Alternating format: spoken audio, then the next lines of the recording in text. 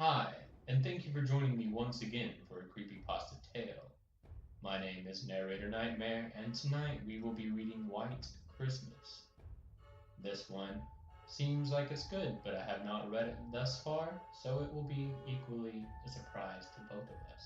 It shouldn't be too long, but still, I hope you enjoy it. But for now, you know what to do. Sit back, relax, and get ready for a scare. Fuck, it's cold. You would think I'd be used to it by now. Pulling my scarf a little tighter, I take one last drag off of my cigarette. I watch as it flares for a moment, a fleeting fight for life, before quickly fading to a black on the frozen ground. Last one.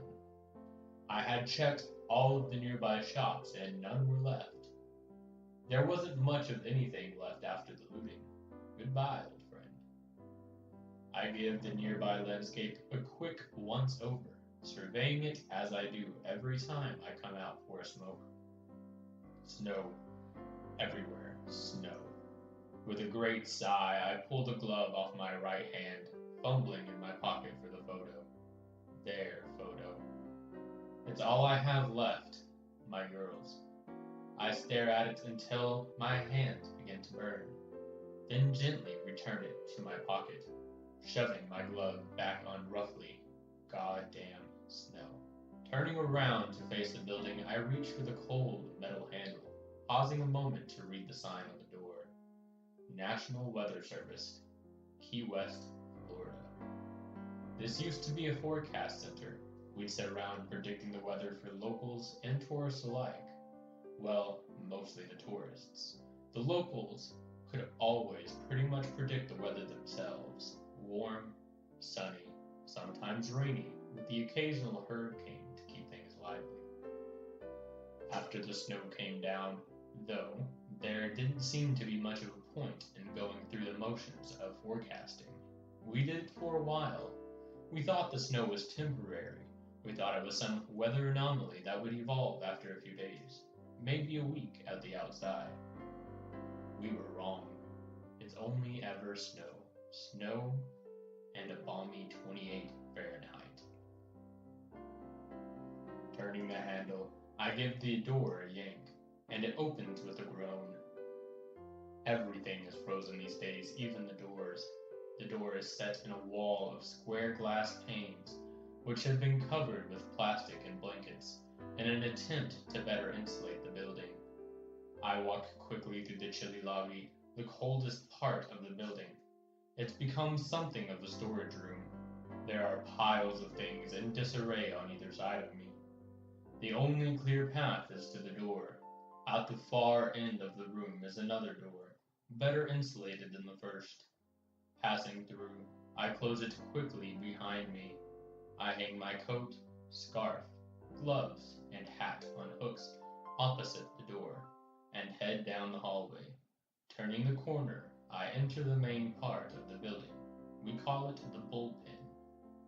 The building wasn't always like this. It used to be in individual offices and other rooms, but when the snow came, it changed everything for everyone. Now, instead of sitting in our offices forecasting the weather, we all sit at desks in one big space for shared warmth as much as anything else, and try to figure out what the hell happened.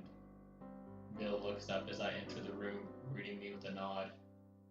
"How is it out there, John?" he asks. "Oh, I reply. Cold."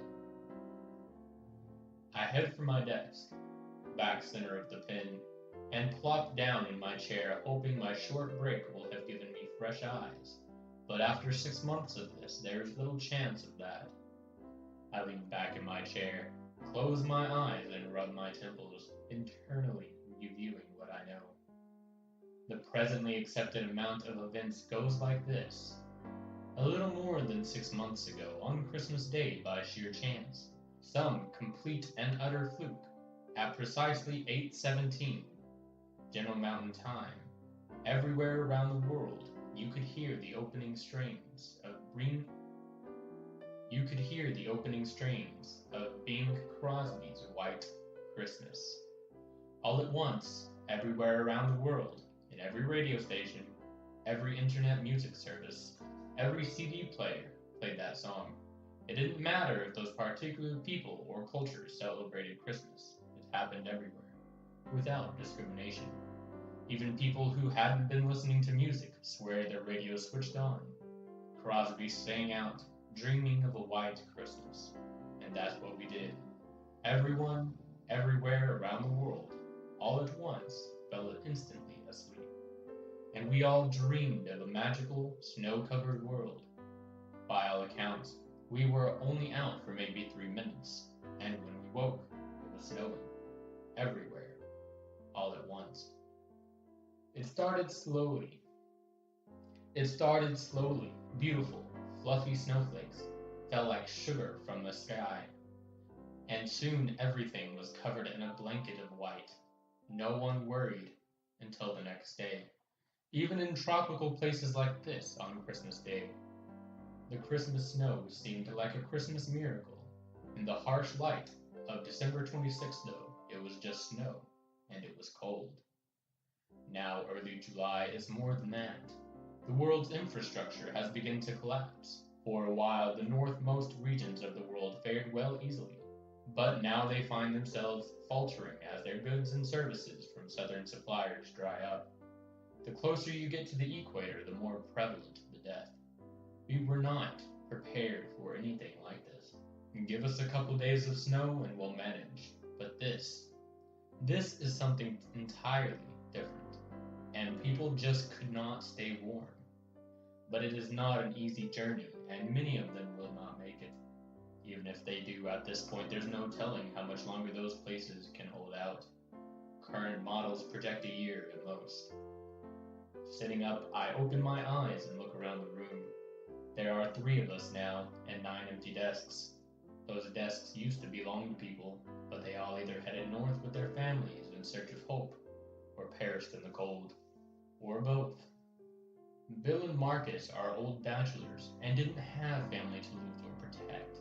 Sometimes in moments of weakness I envy them that, but not really. Most days those memories are the only thing that keep me going. I just want answers. Shaking my head, I try to dislodge the thoughts of my family. I must focus. Marcus comes into the room and looks at me expectantly. That look means he's been out to clean off the radar and get the generator going. All right, guys, I address the room. Fire it up. Being so far south, we lost power early on. Luckily, Bill is an avid survivalist and had a generator and a huge stockpile of gas on hand, not to mention food and other supplies and equipment. He was the first one to leave home and set up shop here. He's the only reason we have heat. He's the only reason we're still alive. We do this once a week. There has never been anything. It's only ever snow. I'll let the ritual continue because it gives them hope, but it's only ever snow. John, Bill's gruff voice penetrates my thoughts. There's something. I stand bolt upright. In 6 months, there had never been anything. It can't be. Thumbing the photo in my pocket, I quickly cross the bullpen and stand at Bill's side. He points to an island northwest of us. Oh my God. The precipitation over Wisteria Island is gone. There is a break in the snow, but it doesn't seem to be spreading. It's like there's a Wisteria Island-shaped hole on the screen. I'm going over there. I run to the door and start to layer on my outdoor clothes. Bill and Marcus are close behind. John, be reasonable. You don't know what's happening out there. We should continue to observe the event from here. Bill pleads with me. You should continue to observe the event from here, but I am going out there. John, there's no need to risk your life for this. If we just use a little more caution, we can figure it out safely, Marcus reasons. There's no time, Marcus. Thank you both for your concern, but if the weather has changed somewhere, I need to know why. If we figure that out, maybe we can save some lives. I finger the photo in my pocket again. I will not be swayed from this. I couldn't save my family, but there's a chance now that I can save others, and I won't ignore that just to keep myself safe. Please understand, I have to do this. voice nods. All right, Bill. We'll stay here and keep an eye on the radar. And keep it going. Take these with you. He hands me an assortment of gear which I shove into my pockets. Please try to be safe, Marcus adds. I say my goodbyes and trudge out into the snow, heading towards the light. Normally a 20-minute walk.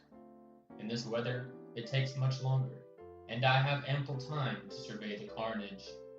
I think the three of us are the only people left alive on the island. The continued snow has destroyed most buildings, and the continued cold has killed those who didn't flee north. Bodies pepper the streets. There is a marina at the end of the island. Like everything else, it is shambles. Some of the boats have receded into the water under the weight of the snow. Others have been used as vessels of attempted escape. As I approach the marina's small office building, I see that the windows are broken and the door stands ajar. I'm not the first one to come in search of a boat. I grab a handful of the keys that remain in the office. I use each tag on each key to check the associated boat. Number 17, gone. Number 24, gone. Number 8, sunk. Number 14, gone. Number 31, maybe. Number 31 is covered enough that it's not completely full of snow. I clear it out enough to climb in. Prime the fuel line, shove the key into place, and give it a turn. The key doesn't budge. Damn. I continue through the keys until I find another promising boat. Number 15. This time, the key turns, but it won't start. Last key, last boat. Lucky number 3. It's full of snow, but still properly afloat. I dig out a hole near the controls and hop in. The key turns. I let the engine power up, and heavy on the choke. I try the ignition. Nothing. I'm hopeful though. Number 3. My girls. This is the one. I try again, and the boat roars to life. Deeply relieved, I pull her gently out of the marina. Even at my slow pace, it doesn't take long to cross the 600 yards of saltwater slush to the island. I beach the boat and climb out onto the shore. It is utterly bizarre. It's like spring has come to the island. The sky is clear and the snow is melting, but everywhere else the snow remains. I can stick my hand out off the side of this island and catch snow. I've never seen anything like it. I walk the perimeter of the island. It's not a big island by any stretch, so it's a quick walk. Aside from the weather, nothing seems out of place. I stare out at the water for a while, looking towards Key West. Snow. I turn around to face the central part of the small island. The snow is melting, glistening in the sunlight and sliding off the Australian pines. Christmas Tree Island, we call it. A particularly shiny reflection catches my eye. In the sunshine, it winks at me brightly from the very center of the island. I rush inward to investigate, navigating the thick pines as quickly as I can. I reach the middle of the island to find a metallic object sticking out of the melting snow. It's a circle, like a wheel of sorts. I begin moving the snow away with my gloved hands, bit by bit. The object reveals itself, raised platform, bigger round object beneath the wheel, writing, Reconstitution. Latches, hinges. It's a door. More precisely, it's a hatch. What the hell? I've been on this island so many times, but this has never been here before. I turn the wheel and it moves easily. Pulling on it, I try opening the hatch, but it's stuck. The seal must be frozen still. I pull with all of my strength, but to no avail.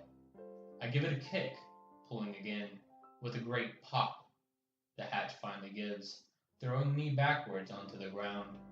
I scramble to examine the now open hatch. There's a ladder heading down into the darkness. I can't tell how far down the ladder reaches, or what I might find once I'm down there. Fumbling with the photo in my pocket, I gather up my courage. I have come this far. I climb over the side of the hatch and onto the ladder, beginning my descent. As the surface light fades, I am enveloped in darkness. It is unnerving, but I keep moving. The descent feels never-ending. Finally, I begin to see light below me. At the end of the ladder, I find myself at one end of the small hallway. It's warm here, there is heat. I peel off my outdoor clothes, which are by now nearly soaked through, and leave them in a pile by the ladder. The well-lit hallway is not very long. I follow it around the corner where it exists into a large, bright room. The room is full of machines with blinking lights, beeping incessantly. There is an older man moving frantically around the room, fidgeting first with one machine, then another, and so forth, clucking unhappily to himself. Lines are etched deeply into his face. His spray of unruly white hair makes him look like a mad scientist. What the hell? He is so preoccupied with his machines he doesn't see me. I watch him mouth agape. I have no idea what's happening here. Warning! Perimeter breach. Warning! Intruder alert. A machine near the man responds to my present. Stop, you! The man says in a thick Scottish accent, banging on the machine in an attempt to silence the alarm. I told you before, there's no... He looks up then, noticing me for the first time. His eyes grow wide. Jumping to his feet, he crosses the room and addresses me angrily. Who are you? How did you get down here? You cannot be here. Who am I? I respond. Who are you? What the hell is this place? You first. How did you find me? He asks accusingly. There is a sizable hatch in the middle of this tiny island. It wasn't exactly rocket science. But damn, the cloaking device must be on the blink too. The cloaking? He dismisses my confusion with a wave of his hand. Cloaking device, yes. Which is why I've never seen this hatch before today. Yes. Who are you? What the hell is this place? I repeat my original questions, and he considers for a moment. Then he takes a deep breath, calming visibly. Okay, it won't matter soon enough anyways. My name is Michael, and this is the Reconstitution.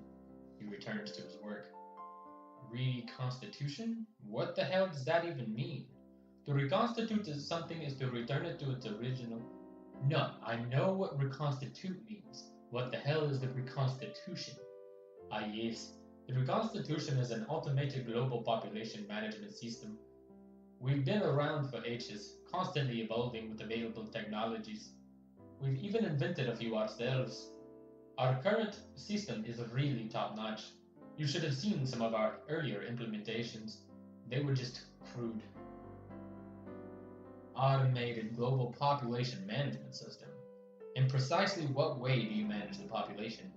We protect the population from destroying itself. You protect? Indeed, yes. We monitor the planet's population for signs of impending self-destruction. You don't seem to want to destroy each other, or the planet generally, but that's always the way it trends. World leaders observed this early on, and the reconstitution was developed cooperatively among them. As I said, our earlier methods were, well, not what our current methods are, but we've always gotten the job done. I'm sorry, I still don't understand. What job is that? Ah, I apologize if I've not been clear. We monitor the populations for signs of self-destruction. We have a specific, refined criteria, and when we observe all the signs, we reset you. You reset? Indeed, yes. We reset you back to a point where you may choose a different trajectory. Don't worry, you don't even know. We reset you and the world continues on. No harm done. No harm? What do you call what's happening out there? People are dead. My family. People are dead. Ah, yes. Well, it would seem our program had a bit of a hiccup. A what? I'm speechless. He continues on.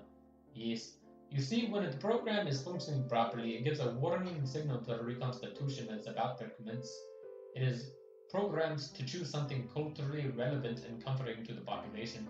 You remember hearing White Christmas? Yes. Well, normally there is the warning signal. And all fall asleep and the program resets you. You wake up and you're happier, friendly, and none the wiser. The world continues on. No harm done. What? Yes, he continues. This time the program glitched. It happened from time to time, but quite infrequently. You heard the warning signal and you all fell asleep, but the reconstitution failed and the program became stuck. I remain down here at all times, preserved in a sleep chamber, and the program is set to wake me up if it cannot correct itself after a period of 6 months. So here I am. He sounded almost gleeful. You? I can barely process the things Michael is telling me. Fingering the photo in my pocket, I think of the girls. Given everything unbelievable that has happened in recent days, what would make this different? I let that all sink in. What about the snow? I ask him finally. Nanobots. Nanobots? Indeed, yes. Nanobots are currently accepted methods of reconstitution. During the process, nanobots materialize as required and disappear again quite quickly. While our reconstitution bots are cold and white, they're not generally present in quantities required to resemble snow. However, the program glitched during the distribution process and they simply kept accumulating, ergo, snow. But I've seen it. It is snow. I saw it melting above us maybe an hour ago. Not melting, retreating. I've been working on repairing the system using the island as a small-scale testing site for development purposes. This guy is mad. Utterly and completely mad. Still, it was a more plausible theory than anything I, or anyone else, had been able to come up with in the 6 months since the snow came. Let's just say everything you told me is true. How can you do this? You can't control people like this. It's not up to you to decide the fate of people's lives. Actually, you are correct. It is not up to me. It's up to our program, and the specific criteria we've defined and refined over centuries. So you're saying it's up to a machine. A machine controls the fate of every person on this planet. Indeed, yes. No! No! Stop what you were doing. I can't let you do this. I pull a flare gun out of my pocket and aim it at him. It's the only thing I have left that's of any use in the situation.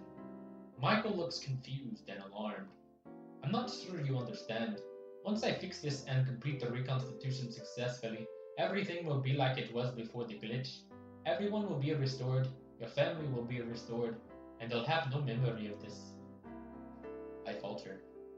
My family, my girls, I could have them back.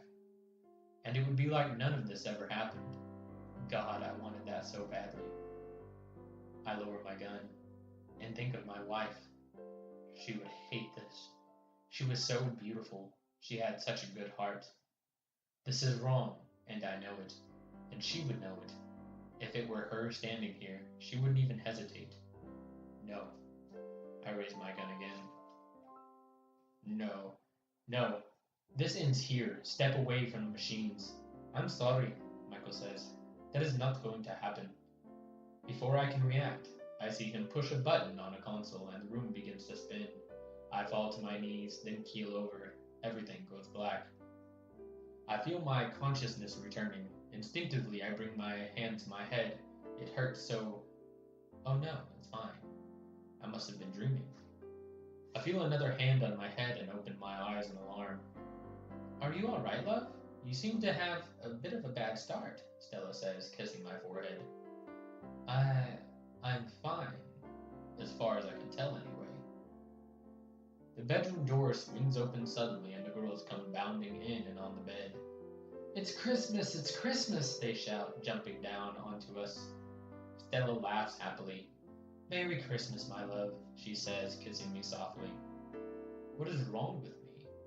I shake my head, trying to clear away the lingering feeling of unease left by the dream I can't remember. It's Christmas. Merry Christmas, my girls, I explain, hugging them all. Shall we go see what Santa left for us? As we make our way down the stairs, I hear the opening strains of Bing Crosby's White Christmas float in through our open windows. Alright, so that was White Christmas, a creepypasta by Ash Abbott. I will leave a link in the description. That was a pretty good story, and I hope you all enjoyed it as well. It did have a pretty good plot there, and definitely not what I was expecting from this kind of story. But nonetheless, it was good.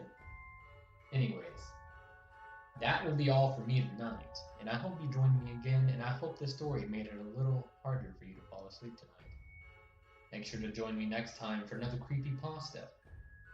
And for now, good night. and goodbye.